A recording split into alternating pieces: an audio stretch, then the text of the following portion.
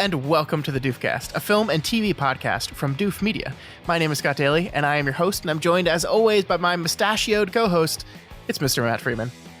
This podcast is under control. Matt, is your hand shaking? Is your hand shaking? No. You know, that's the first sign of pressure sickness. Let me just cut my arm for a little bit to calm myself down. I think the movie tells you that handshaking is the first sign of pressure sickness like 4 times, just in case you might forget that.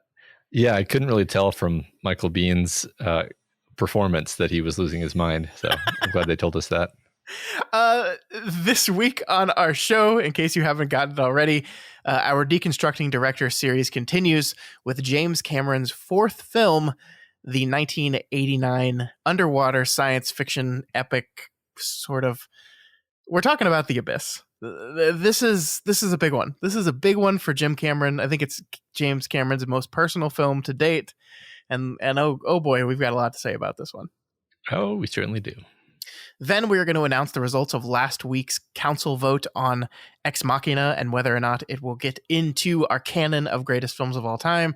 And we're going to wrap everything up with our top 5 favorite movies that bombed terribly. Mm-hmm. So that's it. That's movies that did not make any money, but Matt and I still liked them anyway. Yes, exactly. It's going to be a fun episode. Let's waste no further ados and get right into Jim Cameron's 4th film, The Abyss. It began 2 years ago in an unfinished nuclear power plant. It became one of the most challenging motion pictures ever made. And on August 9th, the most original adventure of the summer will begin at theaters everywhere. From James Cameron, the writer and director of The Terminator and Aliens, comes The Abyss.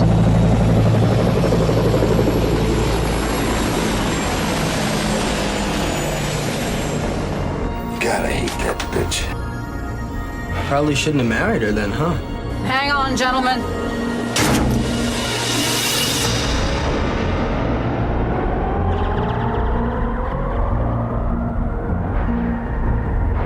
Here's a bottomless pit, baby. 2.5 miles straight down.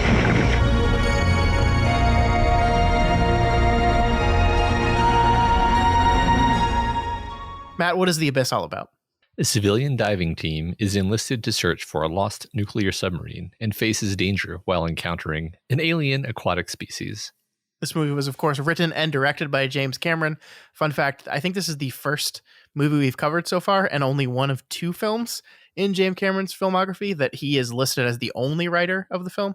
Everyone else he usually has a writing partner with, but this is just Jim Cameron here. Yeah, and I mean, I don't want to be rude to James Cameron, but you can kind of tell that there was no sort of steadying hand. There was no co-pilot in the co-pilot seat to say, maybe we shouldn't do that. Yeah, I mean, I think the big thing that we have to get with this movie is we have to finally deal with the not so great sides of Jim Cameron, right? I think this movie brings out a lot of the worst possible tendencies of James Cameron as a filmmaker and a person, because I think you will notice that our stars of this movie are Ed Harris, Mary Elizabeth Mastrantonio. I knew I was going to fuck that up. I said before we start recording I was going to fuck that up. And Michael Biehn, and none of these 3 actors ever worked with James Cameron again. Michael Biehn, of course, a stalwart James Cameron actor. 3 movies now, 3 movies in a row, and this was it for him. He's done so. And that's because of how horrible and difficult the shoot was, and that is all on the squares of the shoulders of Mr.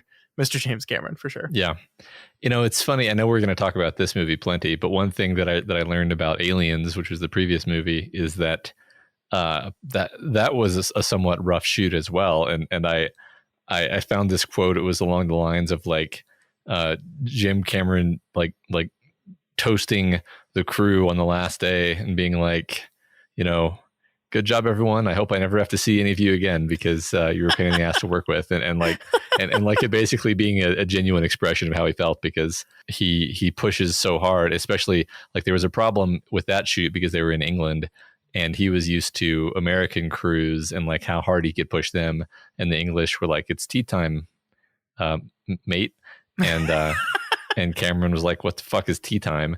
And so there was some friction there, but yes, Yeah. this was even worse, if anything. Oh yeah, I mean, this is, gosh, I think that's a fair place to start with this movie. But maybe before we get into that, I just want to know your history with The Abyss. When did you first see this movie? Where does this movie fit in your personal journey of James Cameron? I mean, I saw it when I was a kid, and I don't remember what age exactly, probably less than 10.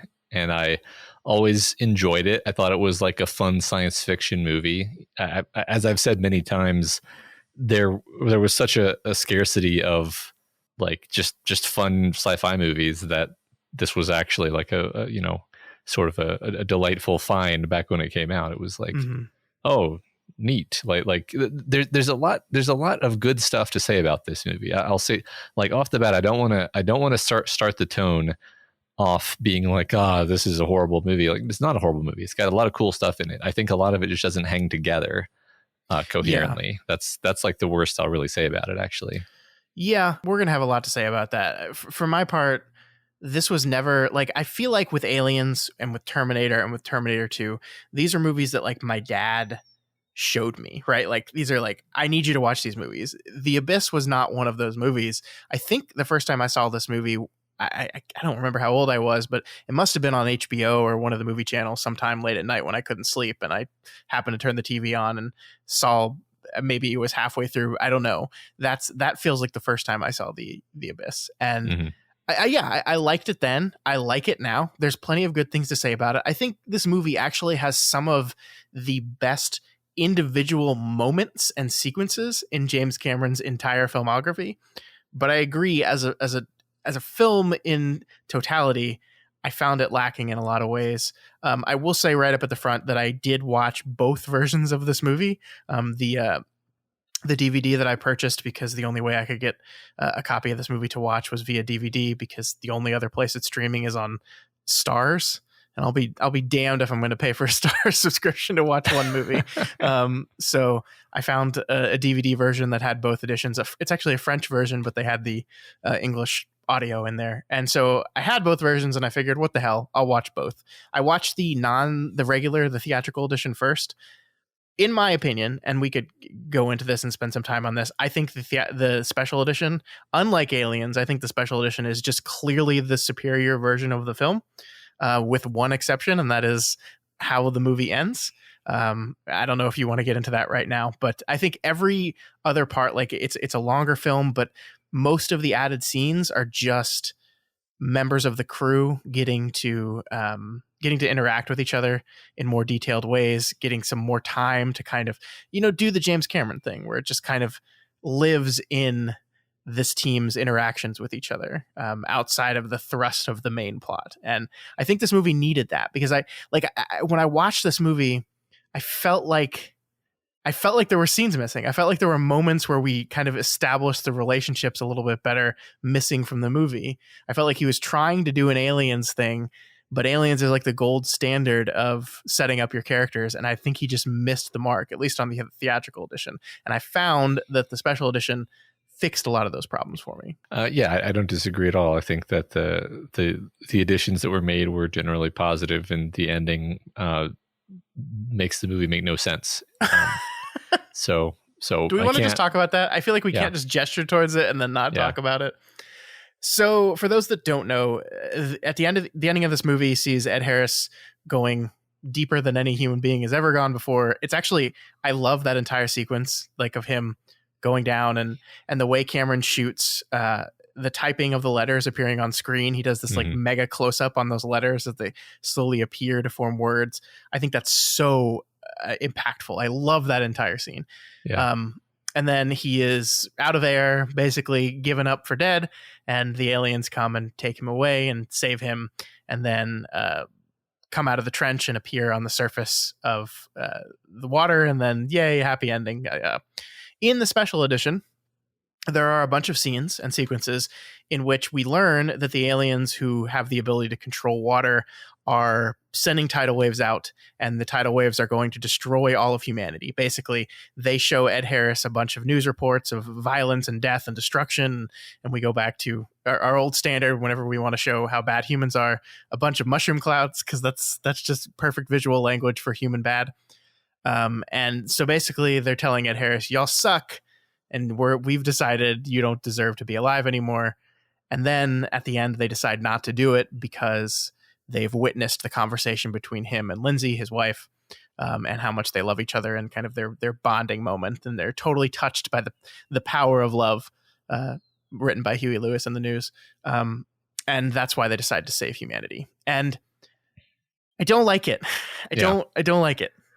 It's a weird, okay, like there's a bunch wrong with it, but the first thing is it totally changes your feeling toward these creatures. It makes them seem like they're actually evil.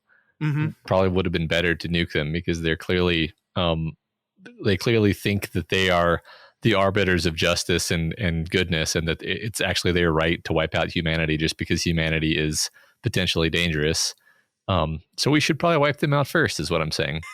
And it makes them seem creepy and like evil aliens actually, and then it just doesn't even make sense because they saw that conversation already. Yeah. And then they decided to do this whole demonstration with the giant tidal waves. Yeah. So what it means is that the demonstration is literally just for Ed Harris himself. They're just basically saying, "Hey, by the way, we were going to kill you, and to prove my point, look, here's how we could have done it.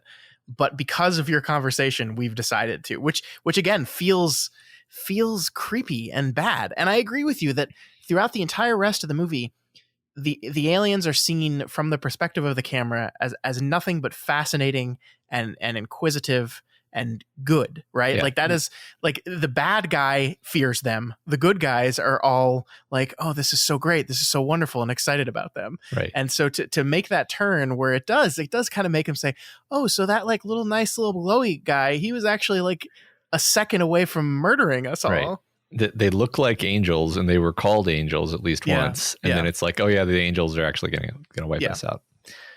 It's bad. It's a bad change. I guess I should say, I think they started out with that and then they took it out and gave us the ending that we had, which is just, more, it's just better in every way because it focuses on our characters. Well, I think the thing to me is that I think the ending as it is in the theatrical edition achieves the same thematic resonance they were going for. In the theatrical edition, we don't see them raising the tidal waves. We don't see them threatening to destroy us.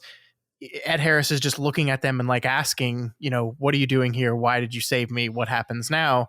And they just show the conversation between him and Lindsay. And it becomes this thing of like, we were here to study you.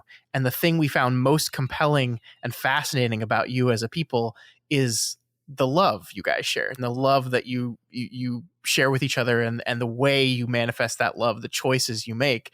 And that's a powerful message that does the same thing. That was like, look, the greatest thing we can do is put aside our differences and come together and love each other. That's literally what Lindsay and Bud's entire arc in this whole movie is. And that's perfectly accomplished without making it literal by saying, "Hey, humans are bad and need to behave better, and you can be the example." Like it's just not necessary. Yeah, and it already gives you the visual image of the their gigantic city or whatever coming up underneath the warship or whatever it is, and just having the warship sit there like teetering. It's like, okay, yeah, that they're more powerful than us, and that gets that across without making it seem ominous. Yeah. Yeah, but with the exception to that choice at the end, everything else I think works on me a lot better. It's just more little, like it's not like there's a 20-minute scene added in the middle of this movie. It's just like 2-minute additions to scenes, a 3-minute scene. There's a scene where Bud is talking to One Night and kind of tells the story of how he and Lindsay got together. There's actually a scene. It's interesting, when you talk about how the editing made it seem like there was stuff missing. There's a scene in the theatrical edition where Bud and Lindsay are arguing, and then it cuts to Bud going to the bathroom to rip his ring off and throw it in the toilet. And while you can kind of track the emotion from that of like he just had a fight with her and he's like, fine, I'm fucking done with this. There's a scene in the special edition in which she asks him why he's still wearing the ring and chastises him for it. And like, then they get into another different fight than the one you see in the theatrical edition. And so it's just a little bit more like it just follows A to B just a little bit closer there. Not necessarily necessary, but I don't know. I felt like the movie flowed better with those scenes added back in. I mean, that's I should say here, the special edition is not like it's not a director's cut because Jim Cameron had final cut on this movie. Mm-hmm. It's not like the studio said, no, you have to cut these scenes, and he didn't want to, and they made him. And so it's not like a fucking Zack Snyder Justice League like restoration of the cut of the movie he always wanted to make. He just cut these things because he and his producer, Gail Ann Hurd, and his wife at the time, basically agreed that the movie was too long and they needed to cut it down or it was going to kill its performance in theaters. And so they chose to cut about 30 minutes out of the movie.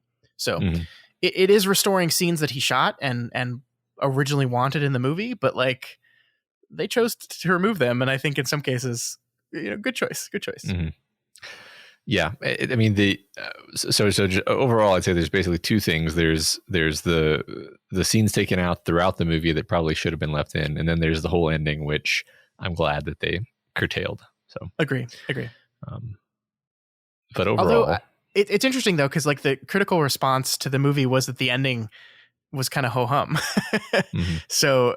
I don't know. Maybe it's just because you get the feeling that there's something else missing there, because that's the feeling I got through a lot of theatrical. Like I felt like I could feel the cuts. Like there's Lindsay, puts on that jacket that makes her look like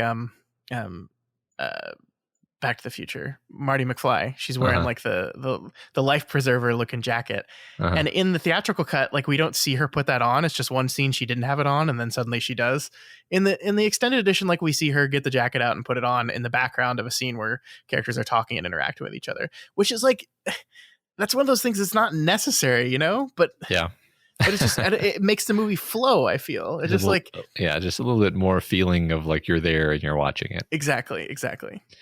I think it's interesting. You said the ending is kind of ho-hum, and I think now we're far enough into deconstructing Cameron that it makes sense to talk about Cameron's endings in general, because I think that he has a very particular way that he writes endings of stories, and I usually like it actually, but you often see the comment I've seen it several times while looking at like the critical response to his various movies. Somebody will always say like, oh, there's like 3 different endings. In this one, it was, there's 4 different endings. And frankly, I've always thought it was good. Like I've always thought it was a great way to like give you an ebb and flow of the feeling of tension and resolution. So like, this isn't necessarily endings, but you could say like, okay, you have a series of extremely dramatic scenes at the end of the movie where, first you have this great boss battle versus Coffee in the 2 subs, kill him. Okay, that's resolution of tension. The sub is flooding with water. Got to get her back to the ship. Oh no, she's drowning. This is terrible. Oh, thank God they saved her life. Resolution of tension. We have to do something about the nuke. What are we going to do about the nuke? Okay, we're going to send Ed Harris down there. Oh, this is going to be super dramatic. It is successfully dramatic. I think it's a great sequence, actually. Et cetera, et cetera. Okay, then he has to come up to the surface. So like that. So again, that's not 4 endings. What it is an ending that is drawn out into a sequence of set pieces that usually work super well. Like I think in Aliens, it works super well. I think in Terminator 2 works super well. In this movie, I do think that like the final note that it ends on is sort of a like, yay, and then it's over, and it feels a lot less satisfying than some of his other endings. Yeah, I wonder, I don't know. I forgot, like the way I remembered the end of this movie was Ed Harris has 5 minutes of air left. He basically says he's screwed. He's sitting there ready to die. He says his final goodbyes with Lindsay, and it's just this beautiful emotional scene that I love. And then we move away from him, and then the next we see is suddenly the platform is being raised up, and they find themselves on the surface on this alien thing, and then the thing opens and oh shit, he's there. Like that's what I remembered in my head. That's what I like kind of rewrote in my head. Yeah, and daily cut. Yeah, I feel like that would be better. I don't know, like I'm not saying I'm better than James Cameron. Jesus Christ, no way. But I don't know, like I feel like, you know, we were just talking about how bad the special edition is of the scenes with him and the alien ship and talking to them. I just feel like none of that's necessary. Like we get it all. Like I mean, the only part of that I really like is when they show him back the scene of, you know, don't cry, baby. Knew this was a one-way ticket, but you know, I had to come. Like, I think that's really cool, but that's like the only part of it I like. Everything else just feels like wasted time to me. Yeah. And it kind of removes the shock of the sting of them climbing out, and then he's there walking out of the ship, which is played like a bud. But they already know he's alive at that point. So I don't know. Yeah. I basically think you're on the right track. I'm not sure exactly what I would have shown. You know, here's what I would have done. I would have shown him lying there, you know, his oxygen running out, he's given up. And then you begin to see the shimmer of the characteristic NTI lights approaching. And then you cut from that. Yeah. And then you show Lindsay being sad. Her name's Lindsay, right? Yes. Lindsay being sad up on the ship, and then everything happens and he comes back. And like that cuts out. Yes, you lose the scene. I don't feel like you lose anything really, because I don't know if I like felt anything about all of it. I think that Cameron really wanted to have the sequence of the NTI taking him by the hand and flying him into the thing. Like that was like, it looks cool. I'm just kind of over things that look cool at this point. And it's just stretching out the ending at this point. I mean, that's the most interesting thing about this movie to me is what if you cut out the aliens? Which, I mean, like, that is a James Cameron movie. He's a sci-fi guy. Like, to cut out the aliens sounds ridiculous, but I was thinking about it today, and there's not a whole lot of rewriting you would have to do to cut out the aliens. Like, Coffee's motivation is still there, alien or no. He thinks that the Russians are coming. I mean, you could have him, you would maybe have to like rewrite how the nuke gets down the trench, you know, instead of he sent it down there to kill the aliens, he was like sending it back to the sub to blow it up and lost control of the thing and it fell down the trench. Like, like you could move things around and it just erase the aliens from the movie. And I'm not saying that's what they should have done. What I am saying is I don't feel like the aliens matter to anything thematically in the story. Yeah. Well, I think what I would say is that this movie has several beautiful, effective, dramatic moments and very cool action moments.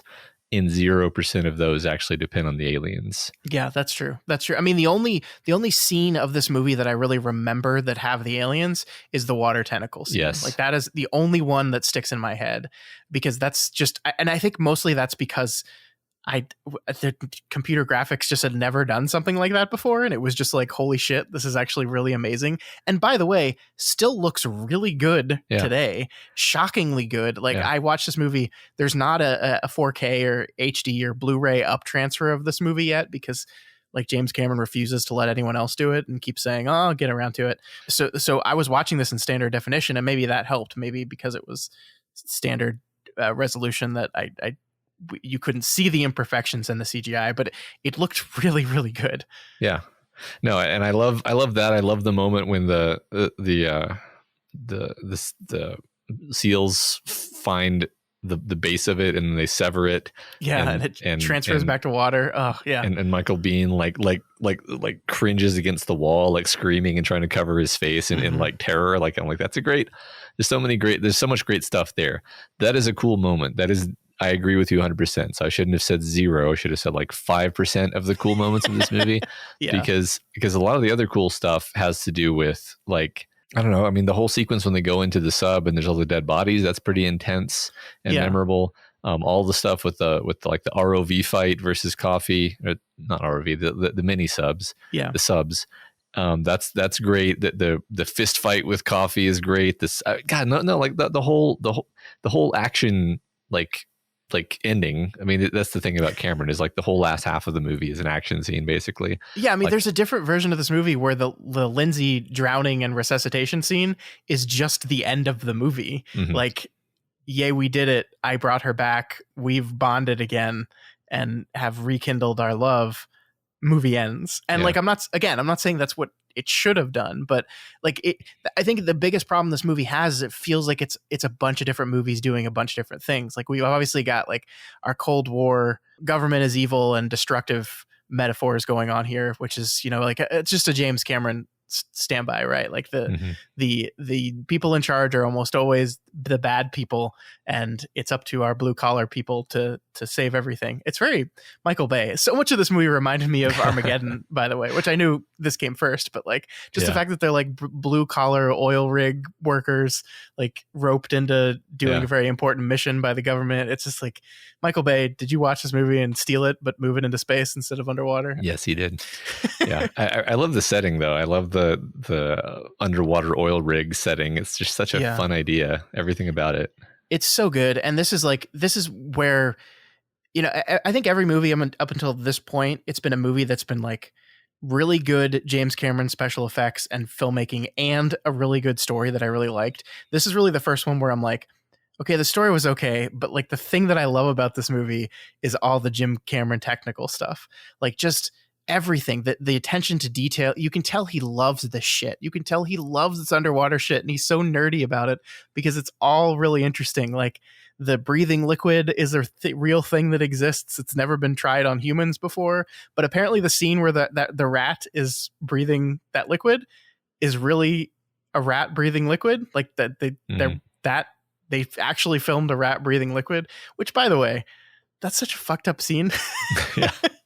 Because the guy just takes his pet rat. Like, just imagine someone like saying, I don't believe your liquid works. And then they just like take your dog and like hold your dog underwater. Yeah. Just going to drown your dog. This should work. Yeah.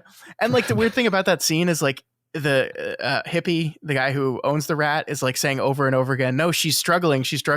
And the guy that's doing it keeps saying he, and it's just like a little subtle touch, I think, that like shows that he's not even really paying attention to hippie or his concerns or anything. Doesn't care. Yeah. He just doesn't care at all. Yeah. Yeah, but I agree. I love that. But yeah, I love that stuff. Like I love the attention to detail with the subs. I mean, Cameron was like so into filming this underwater for real that he had to commission special helmets, underwater helmets that were like full glass so you could see all the actors' faces. He had to get like NASA level sound systems put into each one of these suits so he could actually get the sound from the people under the water. Like any other director just says, okay, so we're just going to ADR the sound when they're underwater, right? We're just going to come record that in a studio after the fact. Nuh-uh, not James Cameron. We're going to do that. We're going to do that. And we're going to record that. And you're going to have a conversation with someone on the surface. And we need to be recording both of those things at the same time. And maybe in 2021, that sounds easy. But in 1989, they had to invent a bunch of new technology. It's just fucking wild. Yeah. And I think it makes the movie. I think it really does. Like the fact that you can see Ed Harris's face and you can recognize that as Ed Harris. He's in that thing when he's carrying drowned Lindsay back to the underwater thing. That's really him. That's really her. They really did that. Like it just you can feel it. And it wasn't very good for the actors, but his commitment to the realism here, I think, makes this movie for sure. Yeah, no, I totally agree. It's there's something that's there's no substitute for doing it for real. Especially, I hate to say it this way, but like the fact that it was rough on the actors makes the performances more authentic, which I think works in the favor of the final product. We never really did talk about how it was a horrible shoot and how everybody hates him now in detail. Didn't you have some anecdotes about that? Yeah, I mean, so like every shot, like imagine a shoot in which every take takes 30 minutes to set up, and so like you do 8 takes on one scene, and that's your whole day. And you might not even finish it, where your actors are underwater constantly. And so they get sick, they get cramped. They're in these sets, which are very, very small and cramped. if you look at the scene, which is my favorite scene in the movie, where he's frantically trying to revive Lindsay, if you look at that scene, you will notice that a lot of that scene is of Ed Harris, and there's very little Mary Elizabeth Monstrantonio in that scene. And it's because she had a fucking nervous breakdown and like stormed off set and said, I'm done. I'm not filming this scene anymore. Because like, so this is a scene where she's cold, topless, pretending to be dead, and like getting beat up by Ed Harris, like when he's slapping her around and stuff. And she's just miserable. And finally she just lost it and said, no, I'm done. I'm not doing this scene anymore. And so they had to like kind of redo this shot a little bit, so she's just off frame, or it's kind of from her perspective in some ways to avoid having her, because they only had very limited footage of her in that scene. It was a nightmare, man. Like, I think Michael Biehn said he was there for 5 months. 5 months to shoot an hour worth of footage. So he wasn't even really performing. That was just his mentality at that point in time. Yeah. Just shaking and right. Yeah. He was just fucking losing it. Yeah. Yeah. Yeah. I mean, it's just like a lot of it is just, there's like, it's a mixture of the absolute boredom of just being forced to sit around and do nothing for hours and hours and hours as they try to figure stuff out and set stuff up and reset. And then just, being in the water and being, and like, they're so they wanted to shoot underwater, and they wanted it to be clear enough to where you can see the actors, but dark enough to where it feels like it's, 2,000 feet down. Right. And so they had to like put special stuff in the water to make it clear, but they also put like a giant tarp over the tank that they were in, because they shot all this movie in 2 like abandoned nuclear reactor tanks. And that's where they shot it, because there weren't tanks big enough.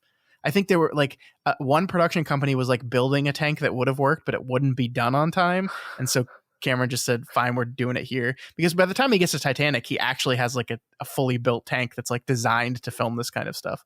Not in this movie. And so the tarp allowed like this collection of algae. So like the water was like, and then every time that happened, they had to shut down production and like clean out all the algae and like put back in the chemical mix that allowed the water to be clear enough. It's just like, just imagine all this stuff. Just like everything is a problem.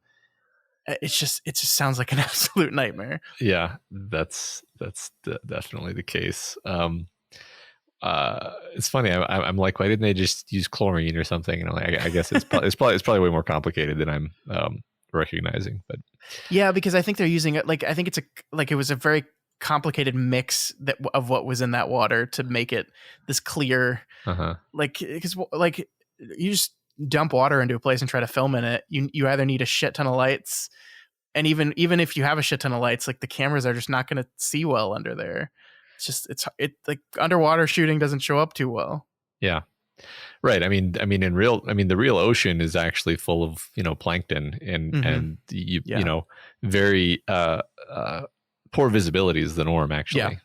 But I guess when you're on the abyssal plain, it's a bit clearer. But then at the same time, if you kick up the muck that's on the bottom, then it becomes pretty gross pretty quick. Also, let's remember that this was 1989.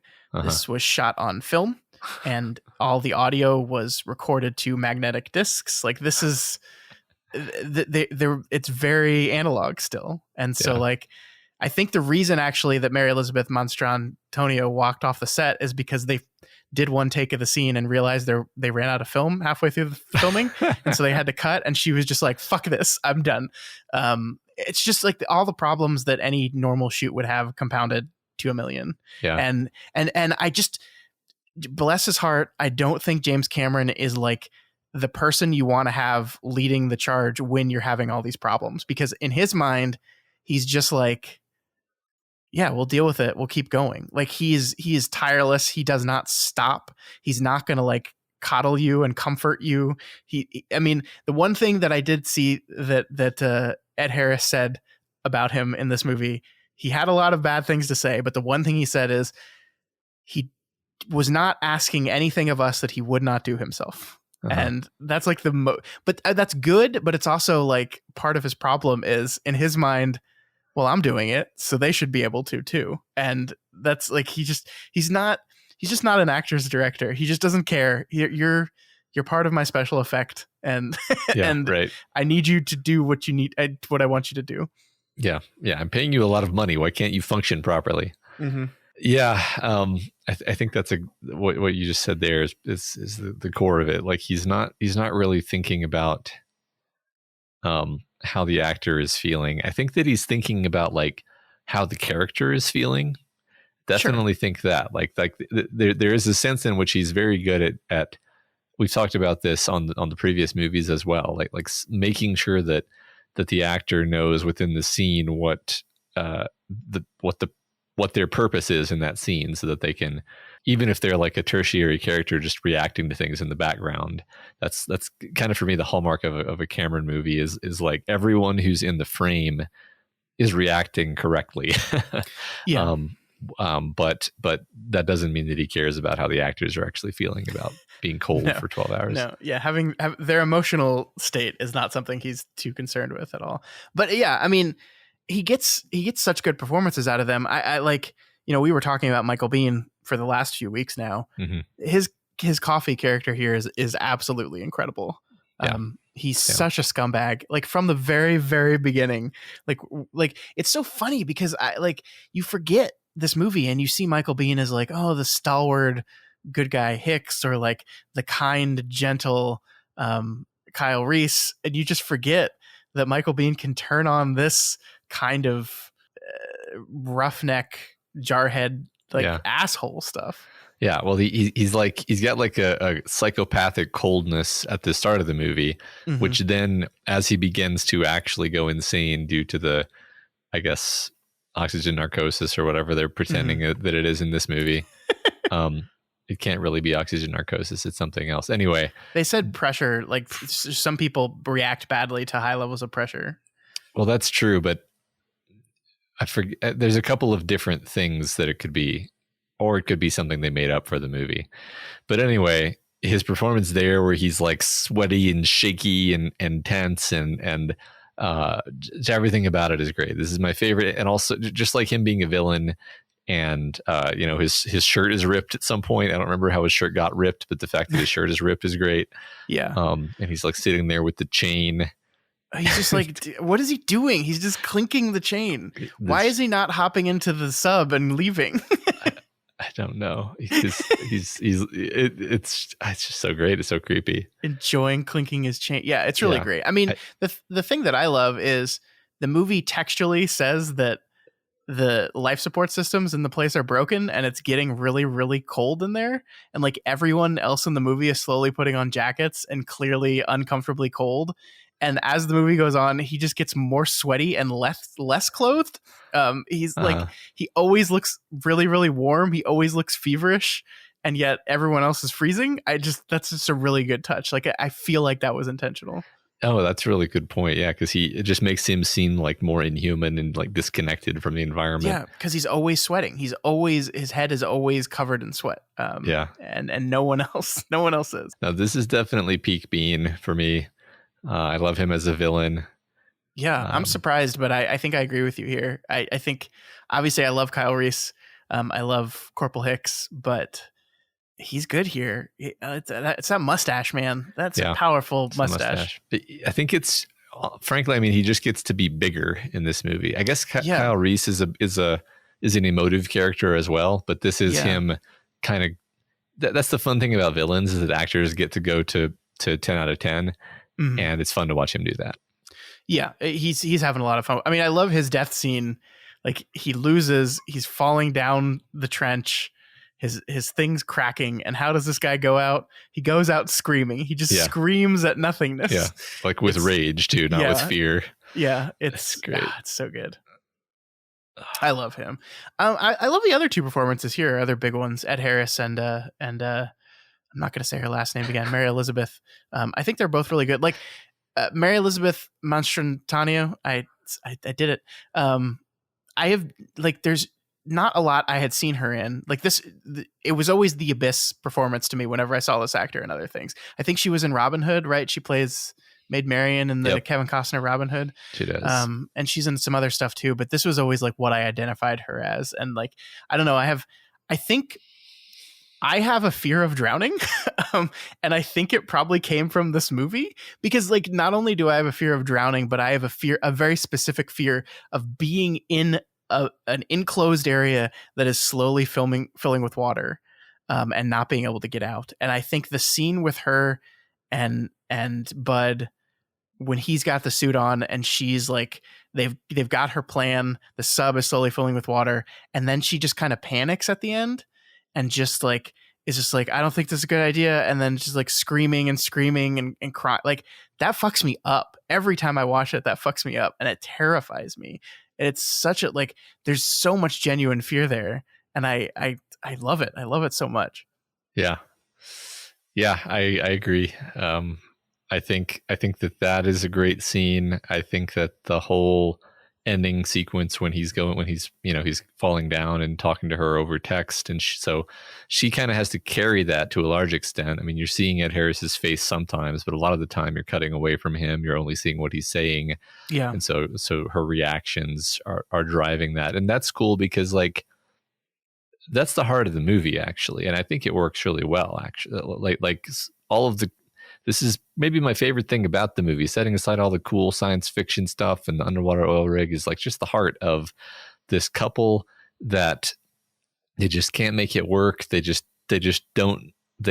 mesh, and they just butt heads so long that they've just gotten tired of it, and they're just like, screw this. Mm-hmm. This isn't working. And then they're put in this situation where they're kind of reminded of each other's positive qualities and how much they love each other and care for each other.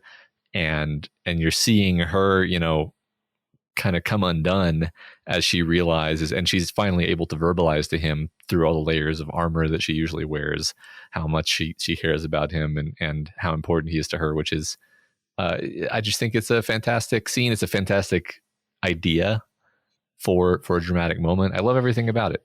I do too. And I mean, there's something kind of inherently sad about it, knowing that James Cameron is working on this movie about these two people that were in love at some point, like finding their way back to each other, in the middle of having his own divorce. Like, he based the character of Lindsay off of his wife at the time, which in retrospect is actually like, wait a minute, but you make her, she's the person that everyone calls the raging bitch that like in retrospect, I'm like, I bet she wasn't flattered by that, Jim. But yeah, his wife and the producer of this movie split, like, while I think either in production or in post-production for this movie. And I mean, part of you wonders, like, if they were having problems as he went into the actual writing of this movie and like wrote this as kind of like a love letter to her of us finding our way back to each other. And that makes it a little tragic that didn't work out, but it doesn't stop me from appreciating what the movie is doing. I love Ed, like, understanding who Bud is. Like, all you need to do to understand who Bud is he throws his wedding ring in the toilet in frustration, and then he has to go turn around, go back and fish it out. And then his hand is just blue for the entire rest of the movie. And I love the commitment to his hand being blue for the entire rest of the movie. Like, when he's comforting Lindsay after she's just come back from the dead, his hand's blue still. That's hilarious. I don't think I consciously noticed that. It is. That's great. And then there's of course the scene where it's his wedding ring that stops the door from shutting. He reaches his hand through, and it's his ring that like prevents the door from shutting and sealing, which is like, James Cameron is not subtle about like what he's doing here. That's like very clear symbolism. But yeah, no, I really do like it. I really do like it. And I think those two actors have pretty good chemistry with each other. And I liked getting to see their relationship. And again, this is something I think the special edition is so much better, is that you just have more scenes of them together and you get to kind of appreciate their relationship on a deeper level that I think really works. Yeah. I think I can agree with that. I think that aspect of the movie is it's the dramatic through line, it's the dramatic core, it's what holds the movie together. And maybe that's why the ending feels so tacked on, is it's like the whole alien thing is so disconnected from the dramatic stakes of everything that you're like, oh, okay, cool, it's aliens. Yeah, I mean, I guess you could argue the aliens are the ones that bring them back together, which is true. But like, them being physically back together is almost irrelevant. Like just like the moment of the completion of their arc is them saying I love you, like him typing I love you wife, like that is the, I love how Cameron hangs on the wife in that sentence, because that's like that's the most important, that like he still sees her as his wife, she still sees him as her husband, and that their relation, that is the symbol of their relationship being mended. Yeah, right. And he always refused to let it go, and is still refusing to, and then she's basically condoning or agreeing, and it's great. I love it. It's funny, I was, as we were sitting here, I was like, how would you end this movie if there weren't the aliens? And I was trying to figure out something where it's like maybe he realizes that the ROV can like drag him back if he just like ties himself to it or something. Like, see, I don't mind downer ending, so I would just have him die. But but I think you're right. If you want to end on a feel good moment, you have him recognize something or solve another problem at the very end. Right. There's, I mean, you basically have some Chekhov's gun that has been set up that it could be his way back. And I would say the Chekhov's gun is already there. It's the ROV. He just has to like push like return to sender on the ROV. Anyway. But it got totally crushed, man. Well, yes, but maybe it didn't in this version. I mean, like I appreciate Cameron's commitment to realism, but like if a metal machine has so much pressure on it that it collapses and crushes in on itself and explodes, the human body is done. So magic liquid or no, you're done. It's funny because I don't really understand. I mean, saying this as an engineer, maybe I shouldn't say this, and I should think it through, lest people take away all my professional licenses. But like, it crushes a submarine because the submarine is full of air. But if you just have a metal ROV which does not contain any pockets of air, I don't understand what part of that is being crushed by the pressure. I don't know. If there's nothing in it, it's hollow. Maybe there is some hollow stuff in it. I mean, is that why the liquid oxygen works? Because he won't get crushed because there's no air in him? That's exactly why. Is that science? Like, would that work? Yes. But that's the thing. I don't understand why a metal thing would be crushed. But yeah, that's real, by the way. I mean, and you're aware of that. But yeah, the liquid stuff. It's you no longer have to worry about the air in your lungs being compressed by the pressure, or for that matter, the face shield itself crushing you. It's just you are fairly incompressible because you're mostly liquid, and the water, the fluid that you're now suspended in is fairly incompressible. So you're not going to be crushed. So could we really go down that deep if we actually used this stuff on people? Which it's interesting that like in 1989 this stuff was real, and I don't think we've done it to people still. Yeah, I think there's probably other reasons why you can't. Like, there's a lot of complexity when it comes to the chemistry of what happens at different pressures, and I have a feeling that like neurotransmitters or cellular something, DNA, whatever, some other thing is going to stop working at a certain pressure. Sure. Because of like because of why exactly. It's funny because I'm definitely not used to thinking about. There's a lot of water over your head. There's a lot of water over your head. Yeah, I'm not sure. It's funny because the way the body responds to pressure is pretty unintuitive anyway. Because like the thing that limits how deep humans can scuba dive is not you're going to be crushed. It's the amount of the gas that dissolves in your bloodstream, it begins to fuck up your brain. Which has nothing to do with like being crushed. It has to do with the pressures at which different gases want to be liquids versus gases, and so like it's not the crushing that's usually the problem. In other words, sure, yeah. I mean, well, the way my body handles pressure is just to go to sleep, so I don't have to think about it. Well, it's a good trick, man.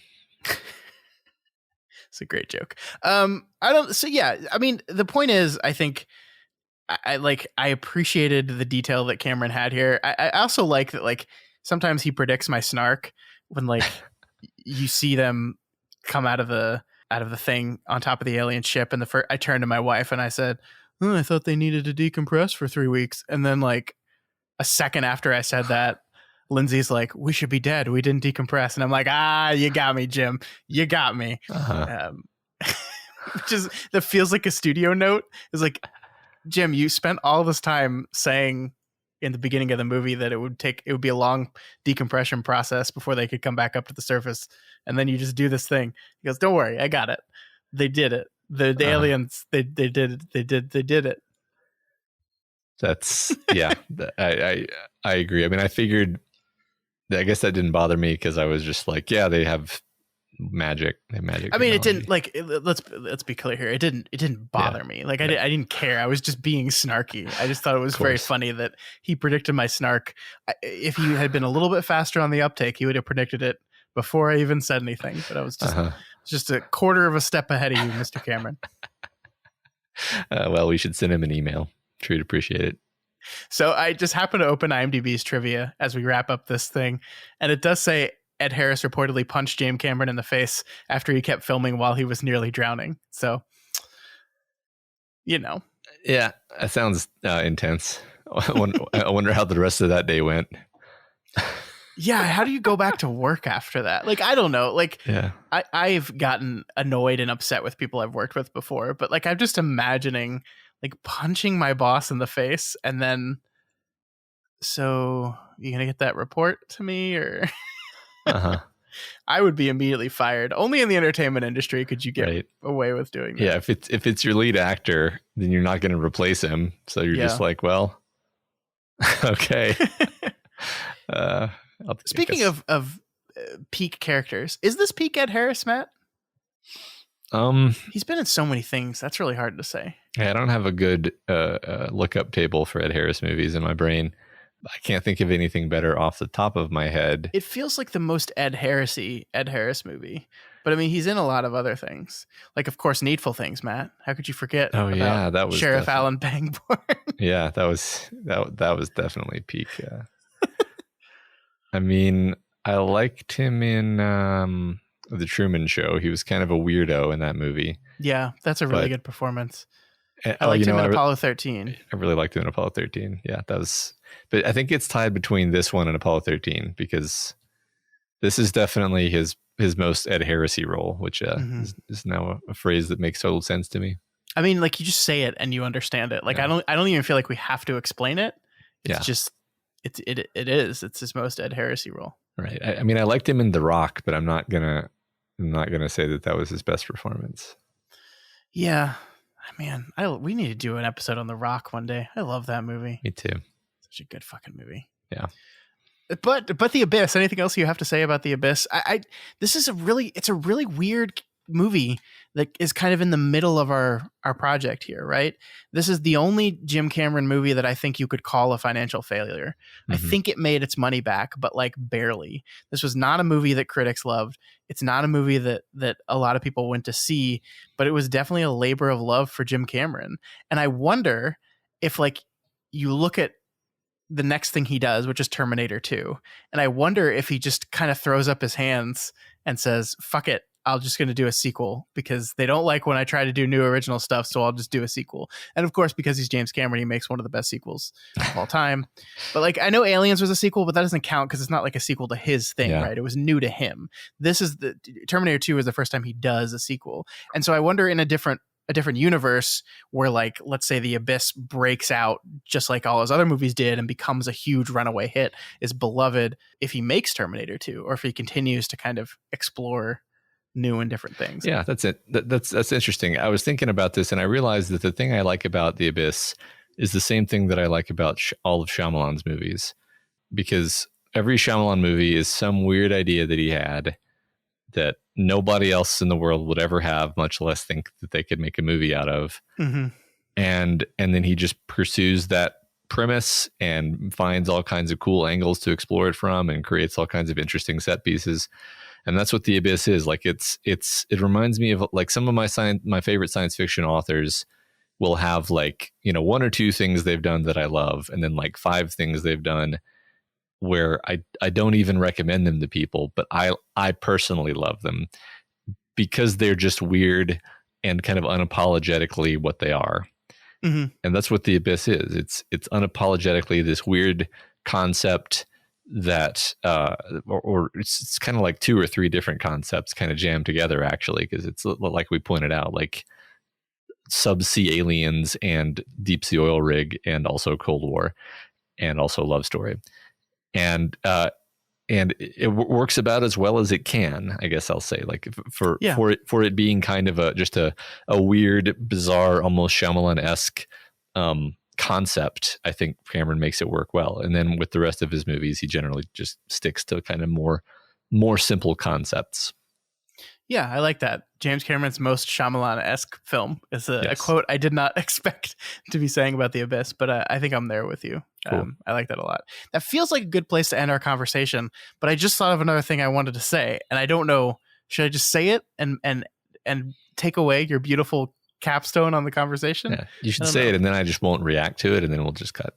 Okay. The thing I wanted to talk about, I was thinking last week with Ex Machina, we talked about Alex Garland's use of space in the house that Nathan lived in, and how the one weird thing about that movie is the geography of the space was so incongruent and confusing. And one thing I really appreciate about this movie is James Cameron really takes time for us to understand and know the space of, I forget what the name of the little underwater oil platform thing they have is, but like one of the first things we do is like we follow Bud as he walks through the entire space, and we're kind of like, it's this handheld camera thing as we're like following, sometimes in front of him, like kind of sprinting in front of him as he tears through the place, sometimes behind him. But like we see how the living quarters links to the main area, links to the moon pool area. It's just like this really good understanding of space, and he shoots it very claustrophobic. Like you feel the smallness and the tightness of the area. I just think it's really good filmmaking. Yeah, no, I agree. I mean, the fact that they built that whole thing as a practical object instead of just a bunch of disconnected sets is pretty amazing. Yeah, so good. But a pain in the ass to shoot. Mm-hmm. They called this movie a pain in the aspis. All right, Matt, that is it for The Abyss. The next Cameron film we will be talking about is Terminator 2. Oh my gosh. Right. Oh my gosh. Can't wait. Doof. But before we get to Terminator 2, we got some other stuff to do. As I already mentioned last week, we talked about the Alex Garland film Ex Machina. We both thought that this film was good enough to be in the canon of greatest films of all time, but we put it up to a vote. And would you like to know how that vote went, Matt? Would you like to know? I would like to know. Well, with 91% of the vote, our listeners agreed. Yes, Ex Machina is good enough to be entered into the canon. Welcome to a really great movie. Why were you making me so nervous like that? I'm sorry. I was just building suspense. Well, that's what James Cameron does. That's true. Yeah, you're making it a dramatic moment. Unfortunately, we did not get any information from any of our no votes as to why they voted that way, which I know, like, y'all, it's like nerve-wracking to say, to go against the crowd, but like, we're not going to judge you for it. I mean, maybe we will privately, but we're not going to like say we're going to judge you for it. So really, seriously, if you didn't like something, that's okay. No one's going to get offended. Just let us know why. Cause I'm always curious. One of like the reasons we do these kind of shows is I really want to know why I like things and why I think things work, and also why things don't work. And so getting other people's points of view on things that they thought didn't work is really important to me. Yeah, I've recently been thinking about the value from a writing perspective of getting a lot of different people's reactions, because people often have reactions that you never would have thought of, but are totally valid reactions. Yeah. But that is it. Regardless of what those handful of people thought, Ex Machina now officially in the canon. Matt, after listening to last week's episode and having another extra week to think on it, anything else about Ex Machina you wanted to think about or say, or got anything else about this movie? Oh, nothing specific. It was one of those movies where it stays with you for several days after you watch it. Yeah. Which I think is really actually pretty rare. And I think one thing is it made me kind of just excited for whatever Alex Garland does in the future in a way that I probably wasn't before, actually. Yeah, his next film is a film called Boys. I don't know if we know anything about it besides that. It's just a movie called Boys. All right. Well, I'm vaguely excited. No, sorry, Men. I was wrong. It's not Boys. The boys went to Men. Oh, good. Boys to Men, huh? It's starring Jesse Buckley and Rory Kinnear, who's Greg Kinnear's son. It's a horror drama film. You want to know the premise? Yeah. A young woman goes on a solo vacation in the English countryside after the death of her ex-husband. That's it. It sounds horrifying. What's it going to be? What's it going to be? I don't know. No idea when this is going to come out. Actually, I don't know. Principal photography began on March 19th, concluded on May 19th. Okay. So the film has wrapped. So maybe it'll be coming out next year. Can't wait. I forgot that Alex Garland wrote The Beach, which is one of my favorite novels ever. Really? Yeah. I've never read it. It's really good. And the Leo DiCaprio adaptation of that story is also really good. I'm aware of it, but I have not read it. Okay, well, that's cool. Maybe we should read it for book club or something if it's one of your favorite novels. Yeah, I feel like we should. I don't know. I never talk about The Beach, but I really loved reading The Beach. It's really weird. All I remember about The Beach is reading Alex Garland's Wikipedia in preparation for Ex Machina and him saying that he like didn't know how to think about the beach anymore, or like he was uncomfortable with it or something. And I was like, okay. Yeah, I mean, it's really weird. I don't know how much, like, it's been a long time since I've read it, so I don't even know how well it's aged. Well, I'm novelist Nick now. Hornby referred to The Beach as Lord of the Flies for Generation X. And the Sunday Oregonian called it Gen X's first great novel. Well, that's cool. But that's not our generation, so I shouldn't like it. Yeah, I think, I want to write Lord of the Flies for millennials. I want to write Lord of the Flies for Gen Z. What would Gen Z Lord of the Flies look like? I could say a lot of mean things right now, and I'm not going to, because we love our Gen Z. Yeah, I think Lord of the Flies for Gen Z is just TikTok, though. So, Matt, I wanted to talk to you about flops, bombs, movies that didn't perform well. And I want to do this for a few reasons, because it felt like a good time to do it since we were talking about The Abyss, which is a movie that I think technically made its money back, but just didn't perform too well. But also, this past weekend, Matt, a movie called The Last Duel came out. This is a movie that was directed by Ridley Scott, written by Matt Damon and Ben Affleck, starring Matt Damon and Ben Affleck. It cost $100 million, and it made $5 million at the box office last weekend, which is a disaster, an absolute disaster. Wow. It also makes me kind of sad because it's one of those, I haven't seen the movie. It's getting very mixed reviews, which I actually like when movies get mixed reviews because it feels like it's going to be something interesting. From what I understand of the concept of the movie, it sounds very interesting. I want to get a look at it eventually. But it's my fault that it's bombing because I didn't go see it opening weekend. It's just like one of those movies that like they don't make a lot of anymore, and this is not going to help with that.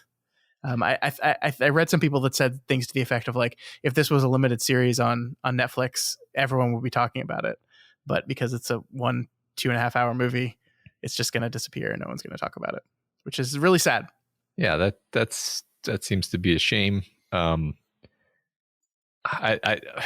look, I never even heard of this.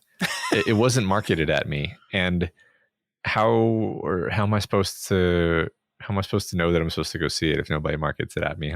Huh? Yeah, the marketing for this movie was really weird. I think it's tough because it's a story about rape, and so like it's a little uncomfortable. Like you have to market around the rape because you don't want to talk about rape in a trailer.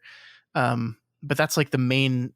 So this is based, I don't know how much you know about this at all, but it's based on a true historical event, which is like the last time a duel to the death was used in like to decide a trial, basically trial by combat. It's like the last time trial by combat was used in France, and it was like a woman claimed that she was raped by a man, and nobody believed her, and her husband, to defend their honor, like dueled the guy that was being accused. And it's like there's a whole thing going on. It's a movie. I've seen a lot of like critics like use the like it's the Me Too era. It's a movie of the Me Too era, like that tagline thing. So I think it has a chance of pissing off a lot of people, just like when you see like the type of person that's going to roll their eyes that it's the movie of a Me Too era, and then the type of people that don't want to watch a movie about rape. And so like you're just kind of like driving away all four quadrants a little bit. I was just gonna say like, wow, it's like you're standing right in the middle of the four quadrants and farting. Yeah, exactly. So I think it makes sense to me why this movie is not performing very well, but there is something really sad about it that I've read some really excellent reviews of a movie I haven't seen yet that makes me really excited about it, and so to see it not do well just kind of bums me out. But a movie bombing is not the end of the world, right? Because there's lots of good movies that have bombed that we love, and that's kind of what I thought we could do here is shine some light on the movies that bombed that we actually really, really like, and showing that just because a movie doesn't do well in the theaters does not mean it stops being a valuable piece of media. That's true. So without further ado, here are Matt and I's top 5 favorite movies that bombed. And for all intents and purposes, bombed is just going to be didn't make its money back. Yeah. So like we don't have like, we're not going to put like a price limit or a loss limit on this thing. Just a movie that didn't make its money back. Yeah. So Matt, what's your first pick? Well, my first pick has to be Blade Runner 2049.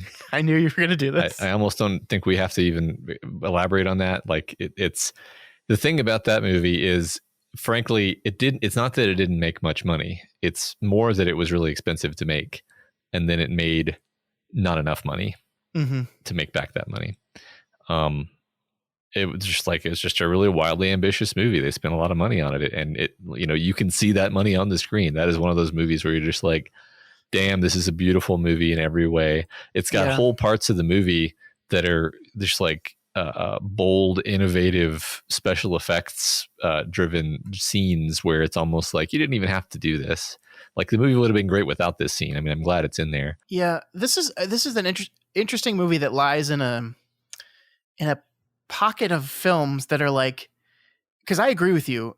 I don't think the mistake here was you shouldn't have spent $150 million on Blade Runner 2049. I think this movie lies in this area where you need $150 million to do this movie right, but it was never going to be successful at that limit. And so you're scratching your head like, does that mean we shouldn't make movies like this? Like if the only way to do this movie justice and to do it right is to spend more money than it could ever hope to get back in box office receipts, should the movie not be made? And I guess like capitalism says yes, right? I mean, but I don't know. I think this is where like just the power of art can come through, because I am so thankful this movie exists, even if it lost some rich people a lot of money, I wonder if studios ever think about things in terms of like, this movie might not make its money, but it's going to win us a ton of prestige and a bunch of Oscars. 100%. Yeah. Oh yeah. And so it's almost like a loss leader where they're okay taking a loss because they know they're buying a lot of sort of cachet. Yeah, I absolutely they do. I mean, this is why when people roll their eyes at the big tentpole movies, I'm like, those movies are making other things like happen. Like right. A studio is okay taking a loss on a movie like Blade Runner 2049 if they can release a movie that like grosses over $1 billion. Like that's just how the industry works. And it doesn't work as well as it used to, because they used to be, you could produce all these $25 million movies and they could just throw them out there and not care if they make their money back because they're so cheap and they have the big movies. Now it doesn't quite work like that. But I do think like the people that do this stuff are very smart, Matt. And I think they kind of knew, like, I don't think anyone and I'm blanking on the studio that released this, but I don't think anyone was that surprised that a Blade Runner 2049 movie didn't like blow up and become $1 billion movie, Right. Because I mean, it made like $260 million at the box office. And I'm like, that's respectable.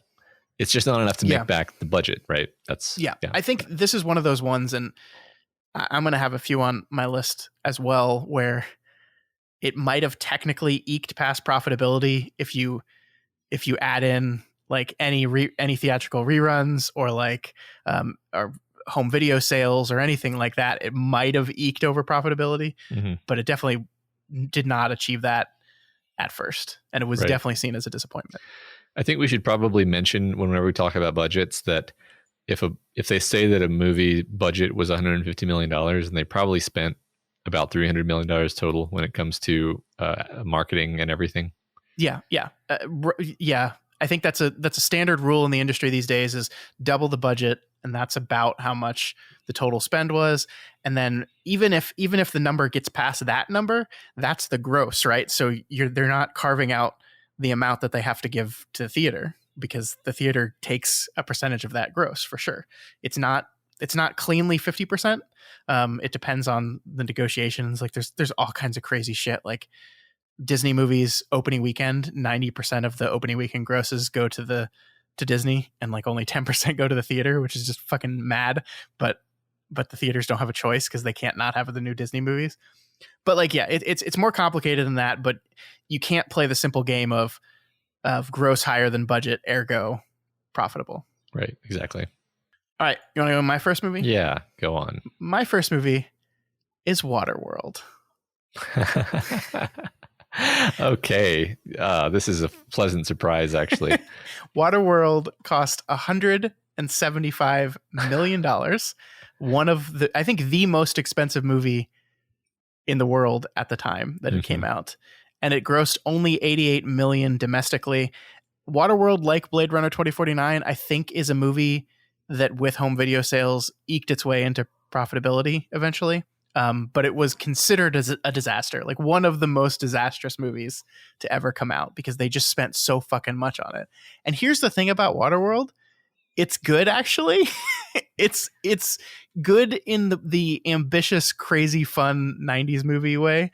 I just love this movie. I think it's silly. It's over the top. Dennis Hopper playing the villain is so good. And it's so weird and wonderful. And there's a tattoo to Dryland on the back of a girl's back for no reason. I just love this movie, Matt. It's so fun. I'm going to be honest. I loved this movie when I was a kid. Like, I don't even think I knew that this movie was considered to be, a joke or whatever.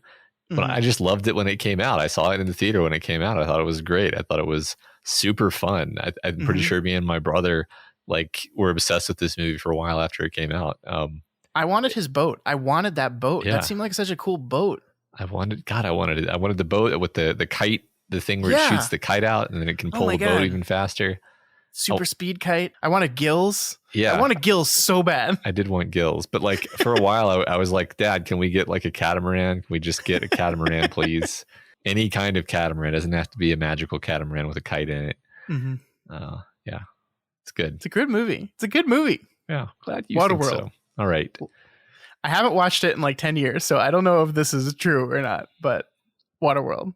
Yeah, I agree. That's great. I thought that one might have been yours. I tried to pick things that I knew you weren't going to pick, but Waterworld was one I thought you maybe would have picked, and I decided to go with it anyway. No, but I totally agree. I didn't pick it, but I totally agree. The next movie on my list, I think, feels similar. If you'll, you know what I mean? Shall I? I think I know exactly. Go ahead. I know exactly what you're going to pick. Yeah. Yep. I saw this. The 13th Warrior is my number two. And I debated whether that really is my number two. And I'm like, the 13th Warrior is actually a really good movie. It's like a really solid just piece of filmmaking, and it just works. It's nice and short and to the point, and it's brutal where it needs to be. It's this great dark, violent action movie, kind of dark fantasy, grounded dark fantasy. There's really nothing else quite like it, actually. And I really like it. I love Antonio Banderas. 90s Antonio Banderas was just absolutely killing it. Yep, he was. This movie was directed by John McTiernan as well, who's Die Hard director. Okay. So the one thing I remember the most about this movie is no other movie has done this for me. The way the movie visually depicts learning language was one of the coolest things about it. That we see Antonio Banderas like just in this campfire surrounded by all these people that he can't understand, right? All these Vikings that he can't understand. And then like slowly over the course of nights, he like words start appearing in English. Like he picks up a word, which is the audio cue of the movie that he's starting to understand the language. And they slowly shift into speaking English. And I just thought that was a really nice touch. It was a really fun idea to show and visualize and audibly depict him learning their language. Yeah, right. I agree. I love that. And then someone offhandedly insults his mother, and he defends his honor in their language, which they didn't even know he was learning. It's great. It's so good. It's great. It's like scary and dark, and just I think probably the reason, my guess is that the reason it's on this list is, I believe it's rated R. Let me check. I think it is. It feels very rated R, and it was very bloody. I thought, yeah, it's very bloody and violent and horrible, which is exactly what it needs to be. But then, like, all the teenagers who would otherwise be the ones going to see it don't go see it, and that's why it's flop. There was this thing that happened after Jurassic Park became huge, that they just started greenlighting every single James Cameron movie or book into a movie, and like they all. I know what you mean. Michael Crichton, not Michael James. Crichton, Sorry, yeah. I have James Cameron on the brain. Yeah, all Michael Crichton novels were like immediately optioned into movies, and they all bombed. Like Congo bombed, Sphere bombed, The 13th Warrior bombed. Like this is just like it's awful. And what's funny is you just named 3 pretty fun movies. Yeah. I mean, the Congo is definitely a silly mess, but and Sphere had a lot of problems, if I understand. Well, anyway, Jurassic Park 2 was very different as well. Yeah, I almost don't even count The Lost World. Does it count as an adaptation when Steven Spielberg comes to you and says, "Hey, I want to do a sequel to Jurassic Park. Please write the book"? That's such a weird thing that happened. Yeah, that is Michael weird. Crichton's like, okay, I guess I'll write. And then he didn't even end up really using any of his ideas. The Lost World is so different from the book. Yeah. It's wild. Yeah, it is. All right. 13th Warrior, number 2. Do you know how much money that movie made? That movie made $62 million, and its budget was between 85 and 160 million. I don't know. That's yeah. The other thing we should say is, for the most part, these budgets are estimates. Like a company doesn't necessarily release like an official line item budget for their movies. It's just estimates and word of mouth type stuff. Yeah. All right. You want to know what my second is? Yes, please. My second movie is Final Fantasy: The Spirits Within. Oh, great. That's great. This movie cost $137 million. It brought in $32 million domestically and an extra 20 or so internationally. It bombed so hard that it shut down an entire company. Squaresoft's film division had to be bankrupt and shut down. Squaresoft almost went bankrupt themselves as a company. They basically had to merge with the company Enix to stay afloat, because they put so many resources into this movie and it did so bad. And I'm here to tell you that Final Fantasy: The Spirits Within is a kind of good movie.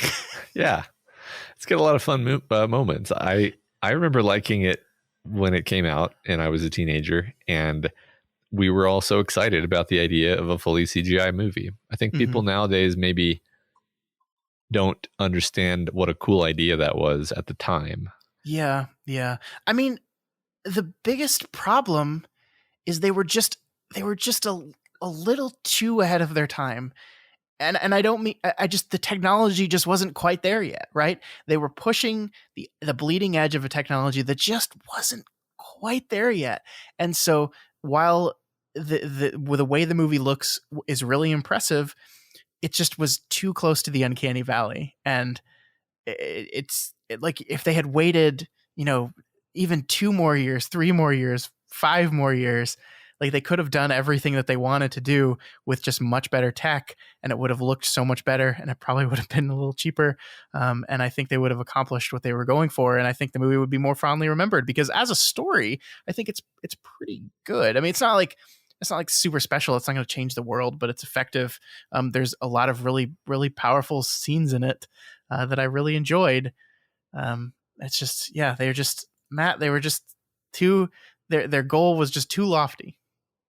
Yeah, that seems to be the case. It's interesting how many of these so far have been a case of they're literally just a bomb because they were too expensive to make. Mm-hmm. It's not that people didn't go see them, although maybe in this case, not very many people went to go see this one, but I sure did. Yeah. Cool. All right. What is your number 3? Well, we get into the territory of there's a lot of stuff that is good, actually. So I feel like you're gearing me up for something. No, I'm just gonna have to start picking stuff from my list, because I think Blade Runner 2049 and 13th Warrior were 2 that I was certain of. Mm-hmm. But I'm gonna throw the Lone Ranger on there. I kind of figured you'd pick this, yeah. Because we talked about this one relatively recently on our Deconstructing Verbinski series, and we both agreed that, like, hey, this movie was actually pretty badass. It's funny because as I was doing my research on it, I realized, like, there are all these quotes from, like, for example, Quentin Tarantino being like, this movie's actually great. I can't believe this is the movie everybody said was awful. Because It's not awful. It's very fun. Maybe a little bit overlong was like the worst thing I would say about it. It just cost $100 gajillion because Verbinski has absolutely no chill. So, and then nobody wanted to go see a Lone Ranger movie. So then it didn't make because any nobody money. gives a shit about the Lone Ranger. Yeah, right. Unfortunately. Yeah, it's just, I think they were betting on that Verbinski name and the Johnny Depp name, and just not enough to carry people to the movie. Sad. Good movie. All right, my third one is an interesting one, and I guess this is, I don't know if this counts as cheating or not, but I'm going to pick the Pixar movie Onward. This is interesting, Matt, because it is technically a bomb, although the reason it's a bomb is because this movie came out like 2 weeks before everything shut down with COVID, and so no one was going to the movies anymore. So this is a movie that cost about $175 to $200 million. It brought in only $61 million domestically because people stopped going to the movies. And I feel like this movie just kind of got lost in the COVID-ness, and no one, like, we just stopped talking about movies for a while because we had just bigger things to worry about. But I really, really loved this movie. Did you ever see Onward? Yeah, I eventually did, and I agreed that it was great. I don't think this is cheating at all, because sort of one fun thing that we're coming up with here is the taxonomy of reasons why movies flop. And in this case, this I feel pretty sure this one would not have flopped if it weren't for a world historic disaster. Yeah. So that's one reason why movies flop. I figured this, like, it's interesting that this is a movie about brothers, right? It's a movie about this bond between these two brothers. And of course, this is not something I experienced. I only have sisters. And it's not that, like, there's not a brother-sister bond. There absolutely is. And I have very good relationships with both my sisters, and I'm very happy about it. But this movie, it feels like a movie that would speak to you specifically. Yeah. Or at least maybe your brother more than you specifically. And so, like, the entire time I was watching this movie the first time, I was like, oh, Matt's going to fucking love this thing. Yeah, well, that's the thing, is I've said repeatedly, brother stuff is my kryptonite. And I was actually like, I think at some point I was like halfway through the movie, and I was like, okay, I can see from here how they're going to make me cry. And despite seeing it in advance, they still did it, of course. Yeah. And it worked. So, all right, so that is Onward, my number 3. Matt, all right. What is your number 4? My number 4 is a little movie you may have heard of called Fight Club, which I don't think I even realized was a bomb or a flop. I did not realize that either. Yeah. I mean, I'm gonna. So I cheated, because what I did was I looked up, like, great movies that were flops, and that's not cheating. I did that exact same thing. You need a population to choose from. Exactly. And exactly. Then I just looked for ones that were among my favorites. Yeah, its budget was $63 million and it made $101 million, which is, hey, that's more. It is more than its stated budget, but it is considered to be a flop for the reasons we discussed. That if you account for all the marketing and everything, then it did not make its money back in all likelihood. Again, it's always hard to actually know these things, but I guess, and I don't know, you could maybe nitpick and say it's not not really a full on flop, but it did much less well than it deserved to. As I think one interesting thing about it is it's this incredibly unique movie, and it got the marketing treatment that it got was very a very poor fit for the movie that actually came out. Fincher apparently wanted to do this sort of like avant-garde marketing campaign for it that would kind of speak to the themes of the film, and the studio was like, no, we're going to just market this the way we market everything and just say it's Brad Pitt, go see Brad Pitt. And didn't seem to have worked very well. Yeah, that's interesting. One of the things that I think is fun about this list so far as well is these are movies that failed, but like I think if you look at these movies, with maybe a couple of exceptions, most of them are pretty popular now. Like a lot of times the movies that flop end up being the ones that like get cult status later. And I think Fight Club is definitely one of the movies. Although Fight Club is always going to be fighting against the misinterpretation that a lot of stupid young men took from it. And so there's just a perception around this movie that it's going to always be battling to get away from. Yeah, that's true. Good movie. Yep. All right. My number 4 movie is, of course, Speed Racer. One of my favorite movies of all time. Is a flop. This movie cost $120 million and only brought in $44 million domestically. Pretty brutal loss for the Wachowskis and for my heart, because I mean, here's the deal. I was part of the problem, though. I did not see this movie on its theatrical run. I looked at the trailers of this movie and I said, that looks silly and ridiculous, and I don't want any part of it. And that's what most of America did. I think this is a unique one, Matt, to some of the other movies we've talked about on these lists, because I just don't know how you market this movie in a way that gets a bunch of people to go see it. Like, it's too weird and funny looking. Like, it just like, and that's part of the charm of it is just how bright and colorful and over the top it looks. It's like you never would have seen this movie if I didn't nag you incessantly about watching this movie. And like, I didn't see this movie until a critic I really respect wrote like a 2,000 word article on why it's actually great. And that like this is a movie that has picked up a lot of speed because of that exact thing, because over time people have written passionately about this movie, and it gets people to finally try it, and people fall in love with it because it's a really fucking great movie. And it's just like, that's the only way this ever would have been successful. And that does just not translate into a theatrical run. It just doesn't. Yeah, that's true. You know, I remember seeing the ads, the trailers for it, and just basically thinking like, oh, this is not for me. Like, this is a kid's movie. This is, I never wanted to watch a Speed Racer movie anyway. I don't care about Speed Racer. This is definitely not something that is made for me or that I would enjoy. And I don't really get why the Wachowskis are making a kid's movie. And it wasn't, again, until you basically kind of made me watch it that I realized like, oh, like every Wachowski movie, it's extremely solidly put together on every level. And beautiful, and my favorite movie ever. Yeah, right. I just found this article that basically goes through Jupiter Ascending, Cloud Atlas, and Speed Racer, and talks about how much money the Wachowskis lost. Have lost, yeah. I mean, yeah, that's the thing is like you could fill an entire list of just the Wachowskis' bombs, which is very sad. Yeah, it is sad because we love them. It is cool that they still keep getting new opportunities. Like, that makes me really happy. Yeah, me too. All right, number 5, last one on my list. I think after I finish my list, I might just read off the remainders on my list that deserve an honorable mention. Yeah, go for it. But the one that I'm picking for number 5 is Annihilation,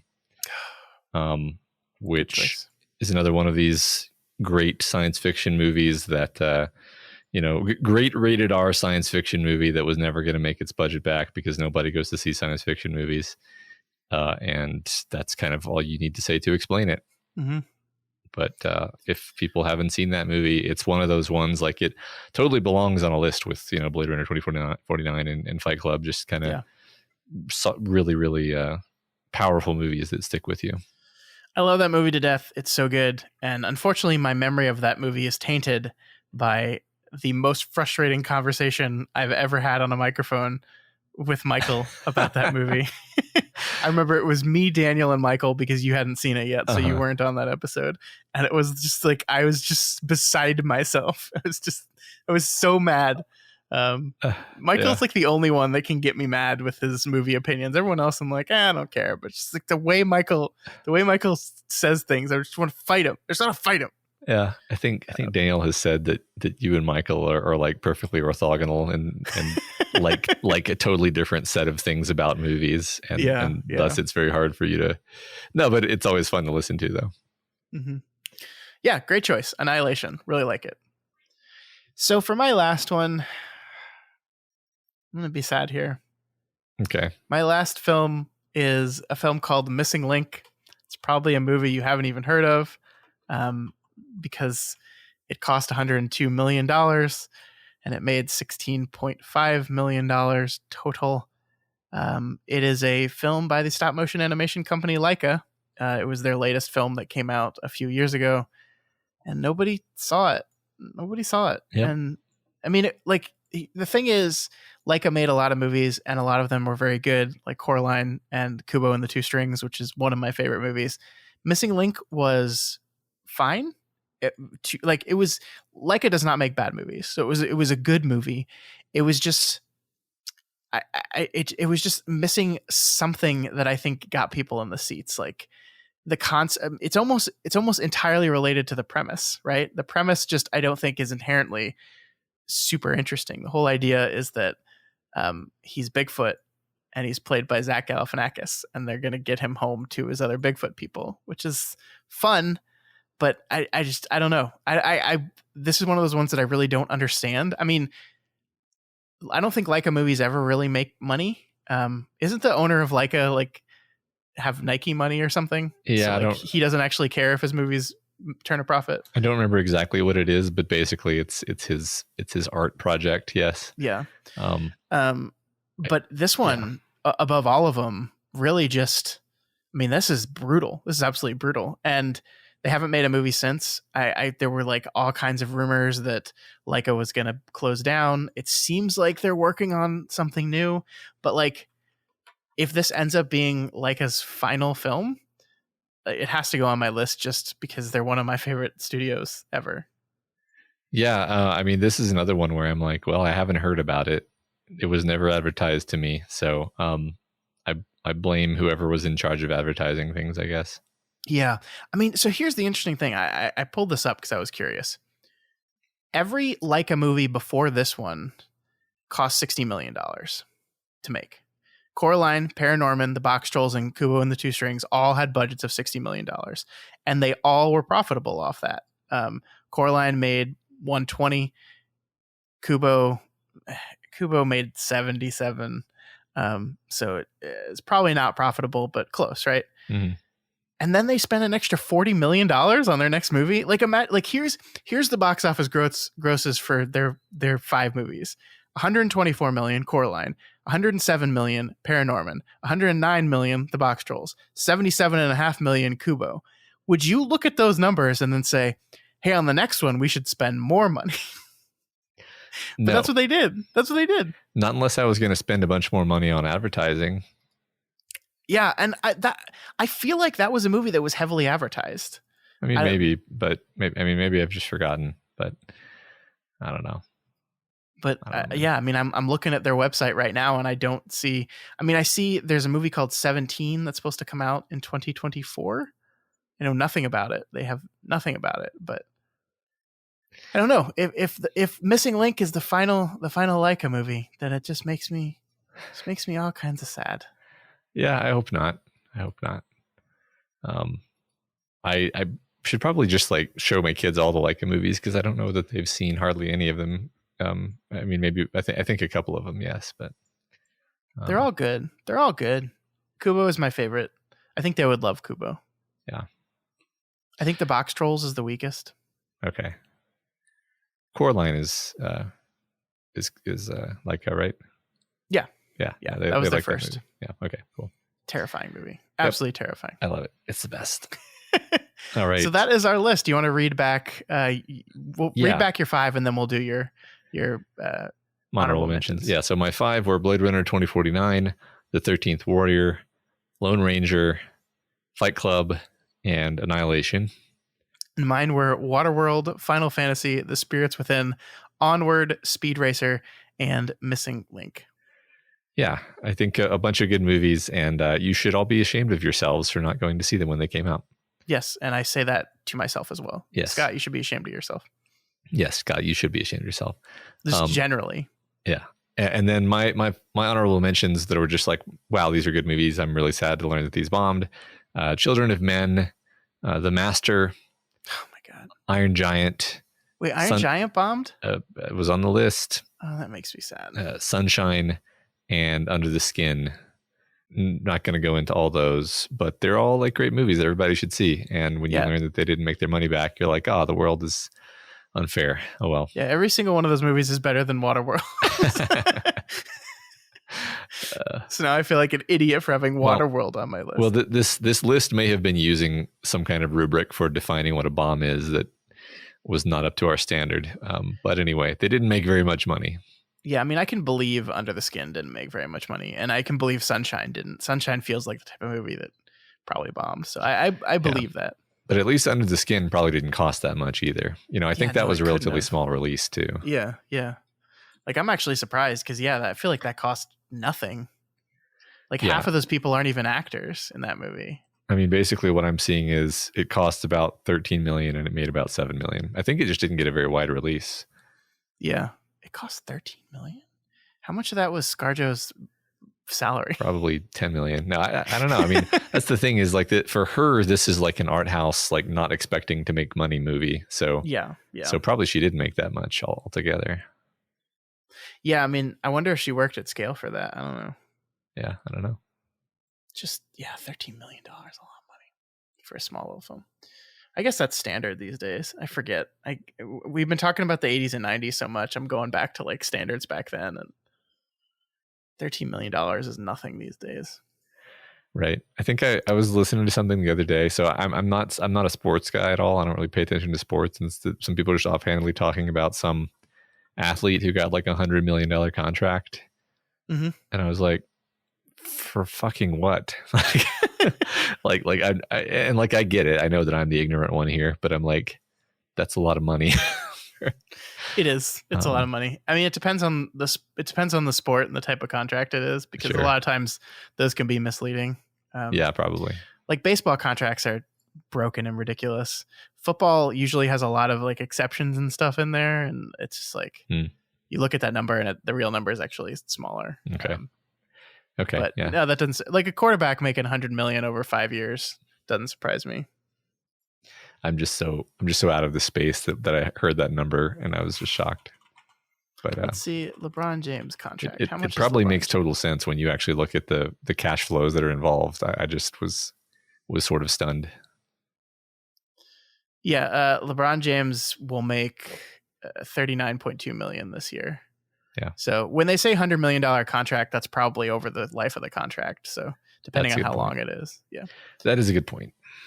So LeBron James signed a 2-year extension with the Lakers at the end of last season. That would $85 million over 2 years. So and he's probably like the highest paid guy in the league. So yeah. But I guess that just tells you how much money those entities are pulling in, that they can afford to give that much to their stars.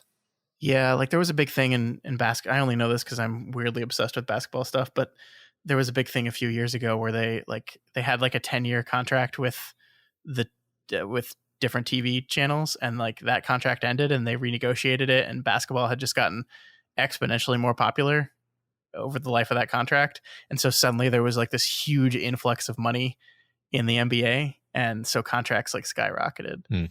Because teams have salary caps based on how much money the NBA is bringing in. It's like, in order to give parity to like the smaller market teams, like there's only a certain amount of money you can spend on your NBA contracts.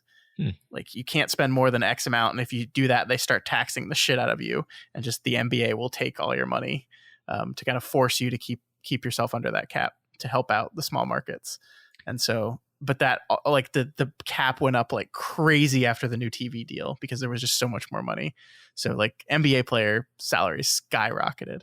So it's crazy. And I think the same thing is kind of happening with movies as well. Although movies, like we've talked about this before, but movies are shifting. Like they're going from salary to percentage of gross has been really popular. That was the whole thing with ScarJo and why she sued and not won, but they settled out of court. She got paid. She got paid. Yeah. Fascinating. Mm-hmm. It's all really interesting and confusing. The like NBA contracts I get, Major League Baseball contracts I don't understand them at all. They're wild. Like you see crazy stuff like pitchers getting 175, 200 million contracts. I'm just like, holy fuck. Yeah, I think what got me about the story that I heard specifically was it was a name I had never heard before, and that person was getting 100 million. Like I can buy LeBron making 100 million, but yeah, again, this is my own ignorance, obviously. So sure.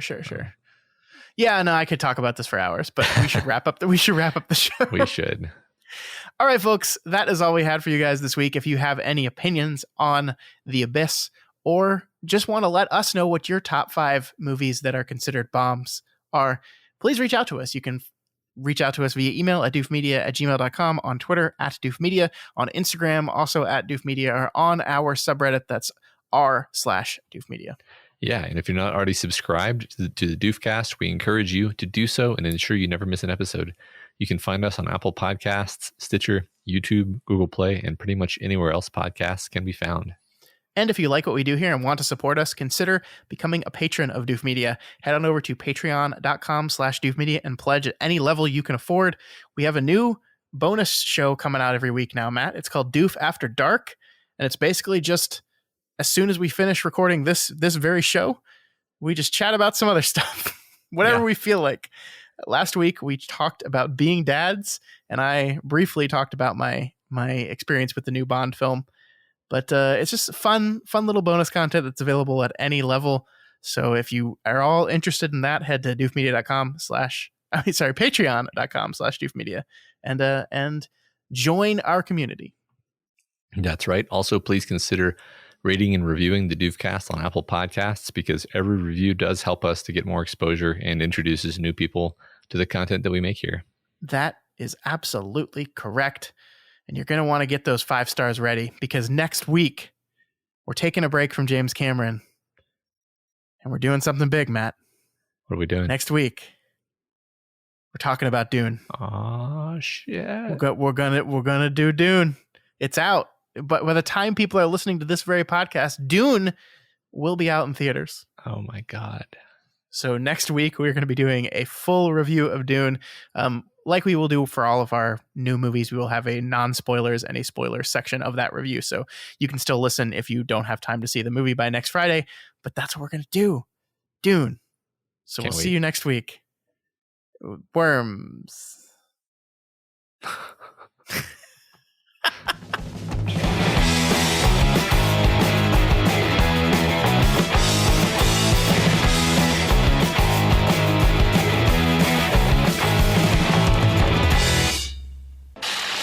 My name is Doof, and you'll do what I say. My name is Doof, and you'll do what I say.